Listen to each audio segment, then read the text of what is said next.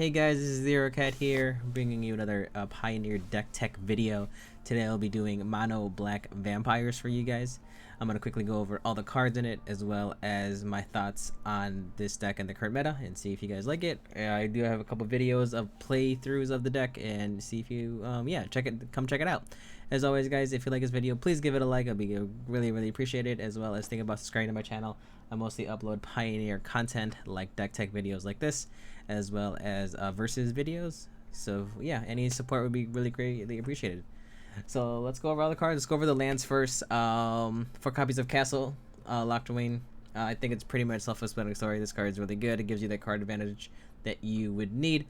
3 copies of High of the Eye Tyrant. I am very indifferent about these Adventures in the Forgotten Realms man lands.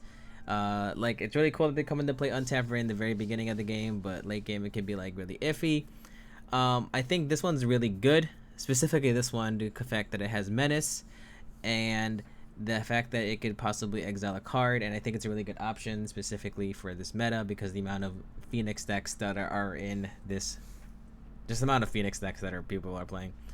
4 copies of Mutavault and a whole crap load of Swamps, obviously, and then 1 copy of Urborg, which feels really redundant, but hey, is what it is. Then we have 1 copy of Fatal Push. What?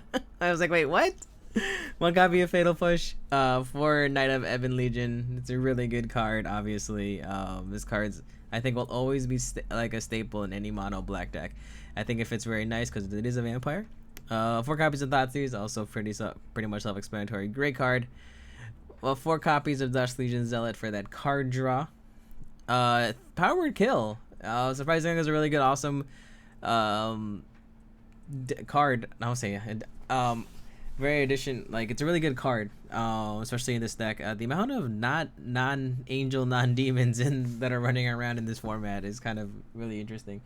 But yeah, I was able to almost kill everything with it, so it was this great card.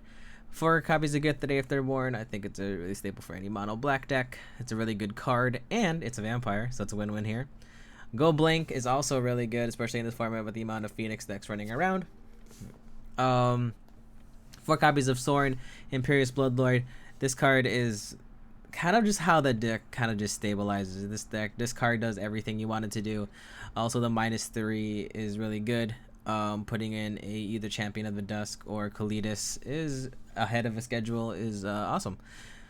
Also, the fact that it gets +1/+1 counters, and Lifelink gets you still in control against those aggro matchups, as well as the oh my god, I forgot what that one card is called, where you deal 3 damage and gain 3 life. I'm pretty sure chat's gonna just fry me for it, but yeah. Then you have Kalidas, which is also a really good card against those good against the graveyard decks.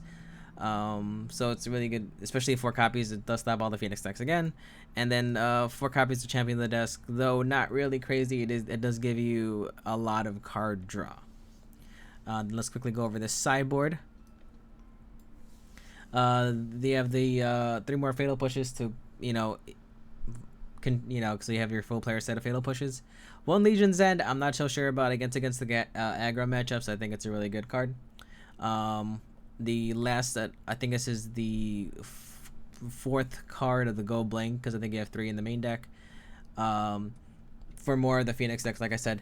And then you have 3 copies of Murder Strider against the mid-range decks. Crippling Fear, though it is a little slow, it is a really good card, especially against the Pyromancer decks, as well as aggro decks as well. And Liliana, I think, is mostly for control and as well for mid-range. This card's really good as well. And they have Grafdigger's Cage for the graveyard and the Collected Company decks out there. I think this is a pretty good solid deck. It does everything you kind of want it to do. I think I went 3-2 when I played, and I think it's really decent in the current meta. I don't think I would really change anything in this deck. Off the top of my head, I think everything is surprisingly really good. I would play it as is. Definitely, if you want to play with some other really kinky vampires, please do so. I would probably take out maybe a Kalidas or 2. That's probably what I would recommend taking. I don't think you need the full player set of Kalidases. I think 2 is perfectly fine. Maybe even 1 Gold Blank I would take out as well. I think that 1 Fatal Push is also fine because the Power Word Kill almost kills everything you need to kill. And this deck, if I had to compare it to mono black aggro, I want to say that this deck is just a little more a little bit better. I know that the mono black aggro deck has a lot of graveyard synergy, but if you take that all out, they're kind of just flopping in, you know, like a fish out of water. This deck has always a lot of card draws. I think every time I played it, Champion and Dusk Legion Zealot, with the amount of card draws I was given, I was able to kind of just roll out a win. Yeah, and Sorin also is very good. I think you should always just think about that +1 where you kind of lightning bolt the guy. It's very strong. And don't forget that your Mutavaults are also vampires, which can also help trigger Champion of the Dusk, as well as you might need to sacrifice something for Sorin. So definitely keep that in mind as well. Alright guys, hopefully you liked and enjoyed that. Hopefully you find it informative. Oh, excuse me, I'm sorry. And I will have another deck tech video for you guys out there. And that's all I really have to say. And as always, guys, same message, guys. Be kind to one another, love one another out there. Check out your nearest Magic stores. I know there's one store I just found out in Illinois that is doing Pioneer, so I'm super excited to go check that out sometime. And other than that, same message, guys. Live free, game on. I'll see you all next time. Bye for now.